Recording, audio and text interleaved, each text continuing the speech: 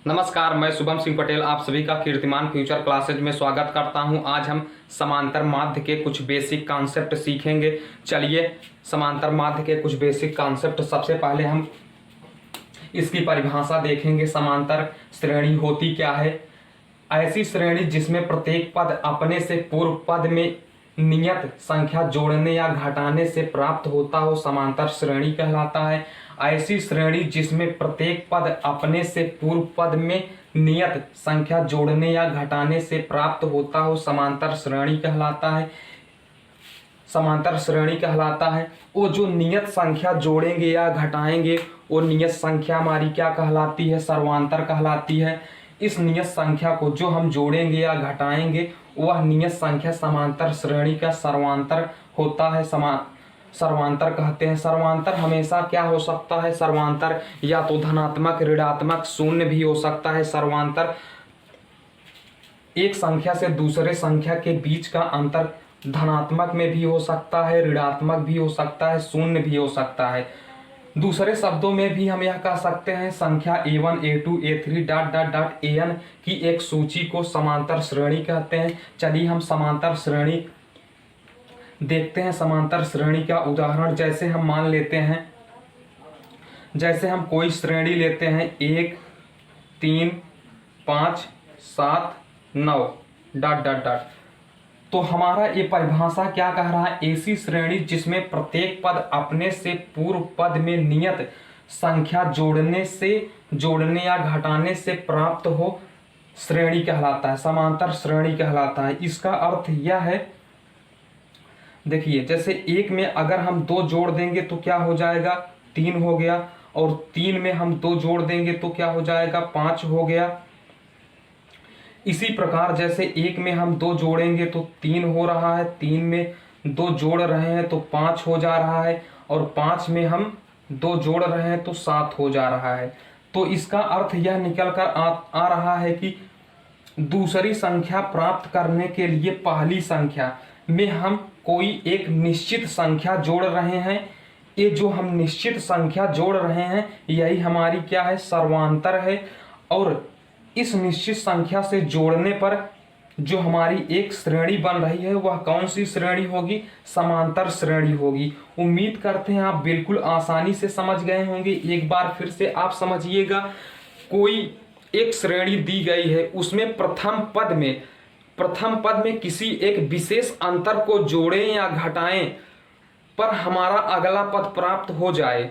इसी प्रकार यह क्रम लगातार चलता रहे और हमारा सर्वांतर हर बार समान आता रहे, तो ऐसी श्रेणी हमारी क्या कहलाती है? समांतर श्रेणी कहलाती है। आप बिल्कुल आसानी से समझ गए होंगे। चलिए हम एक उदाहरण के साथ आपको और बताते हैं, आप बिल्कुल आसानी से समझेंगे। जैसे हम दूसरा उदाहरण ले लेते हैं, जैसे मान लेते हैं दूसरा उदाहरण हमने ले लिया 9 6 3 0 -3 -6। ये हमारा क्या है? हमने एक श्रेणी ले ली। इसको हम देखेंगे कि यह कौन सी श्रेणी है, क्या यह समांतर श्रेणी है? तो हम क्या करेंगे?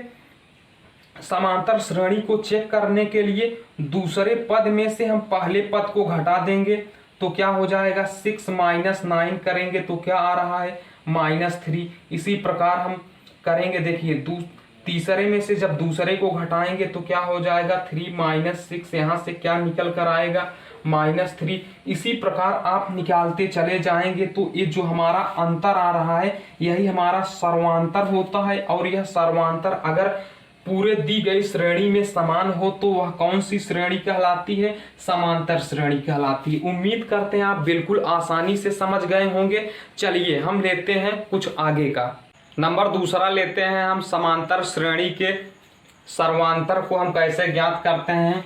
कोई समांतर श्रेणी दी गई है तो उसका हम सर्वांतर कैसे ज्ञात करते हैं। समांतर श्रेणी का सर्वांतर ज्ञात करने की विधि के बारे में हम चलिए सीखते हैं। संख्याओं की एक सूची, जैसे मान लीजिए कोई हमारा एक श्रेणी दी गई है a1 a2 a3 dot dot dot an समांतर श्रेणी की एक सूची में है तो सर्वांतर डी किन्हीं दो क्रमागत पदों का अंतर होगा। हमारा कहने का मतलब यह है कि कोई एक समांतर श्रेणी दी गई होगी, उस समांतर श्रेणी में दूसरे पद से पहले पद को घटाने पर जो आएगा वह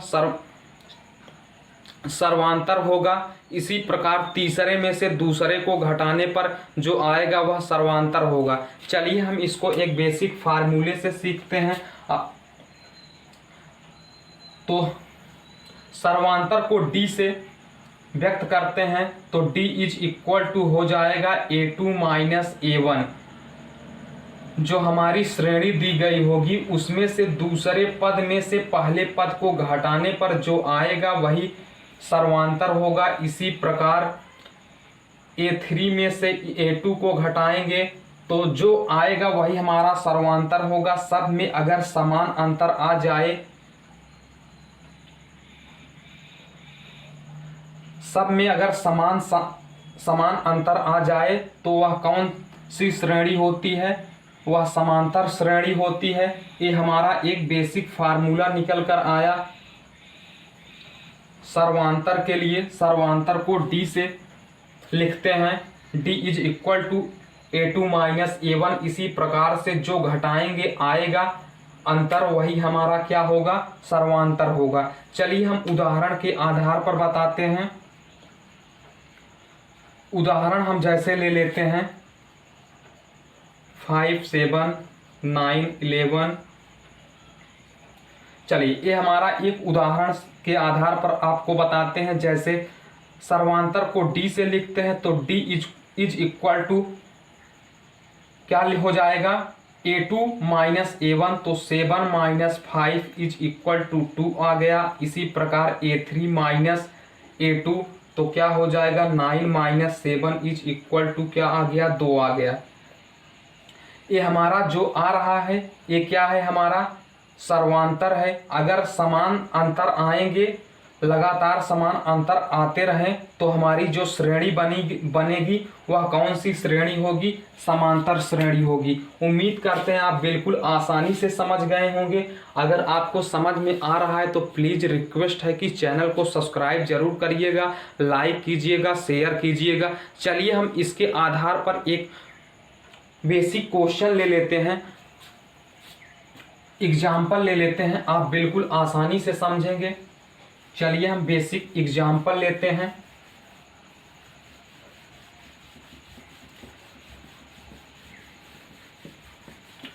बोर्ड के पेपर में नंबर 1 या आधे नंबर का क्वेश्चन आता है।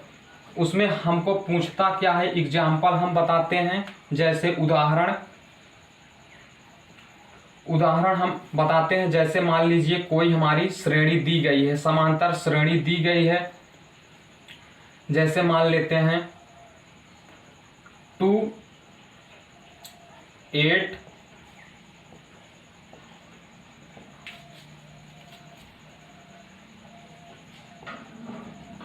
यह एक हमारी क्या दी गई है? समांतर श्रेणी दी गई है। और इसमें हमसे पूछा जाएगा, 1 नंबर के प्रश्न में पूछा जाएगा पहला पद बताइए और हमारा सर्वांतर बताइए। सर्वांतर बताइए। तो हम क्या करेंगे? सबसे पहले क्या करेंगे? पहला पद हमारा जो श्रेणी दी गई होगी उसका पहला पद पहला ही होता है। तो पहला पद क्या हो जाएगा? पहला पद 2 हो जाएगा। और सर्वांतर को निकालने के लिए क्या करेंगे? सर्वांतर को निकालने के लिए d इक्वल टू होता है a2 minus a1। a2 minus a1 is equal to, आप बराबर बराबर करते जाएंगे, जो अंतर आएगा वही हमारा क्या होगा? सर्वांतर। तो a3 माइनस a2, इसी प्रकार a4 minus a3, a5 minus a4। तो हमारा यहाँ से क्या निकल कर आएगा? a2 हमारा a है, a1 a हमारा है, तो 8 माइनस 2 करेंगे तो क्या आ जाएगा? 6 आ गया। इसी प्रकार इसको भी निकालेंगे तो क्या हो जाएगा? a3 a है, a2 a है, इसको भी घटाएंगे तो 6 आ गया। इसी प्रकार घटाते चले जाएंगे तो क्या हो जाएगा, यहां से भी 6 निकल कर आया तो हमारा हमने पदों में से घटाया तो हर बार हमारा अंतर क्या आ रहा है, समान अंतर 6 आ रहा है, समान अंतर आ रहा है। तो जो समान अंतर आ रहा है यही हमारा क्या है, सर्वांतर है। उम्मीद करते हैं आप बिल्कुल आसानी से समझ गए होंगे, आप बिल्कुल आसानी से समझ गए होंगे। अगर समान अंतर आएगा तो वह क्या होगा, समांतर श्रेणी होगा। आपने सीखा पहला पद क्या होता है, सर्वांतर क्या होता है। आप बिल्कुल आसानी से क्वेश्चनों को सीख सकते हैं। ये हमने अभी पार्ट 1 बताया है, जब पार्ट 2 आएगा तो यहाँ बेसिक चीजें थी, जानकारी थी। एडवांस हम दूसरे पार्ट में क्वेश्चन लेकर आएंगे, वहां आप बिल्कुल आसानी से इसी प्रकार सीख सकते हैं। आपसे रिक्वेस्ट है कि चैनल को सब्सक्राइब जरूर करिएगा, लाइक कीजिएगा, अपने दोस्तों के साथ ज़्यादा से ज़्यादा शेयर कीजिएगा। चलिए फिर मिलते हैं नेक्स्ट वीडियो में, तब तक के लिए love you all guys, take care.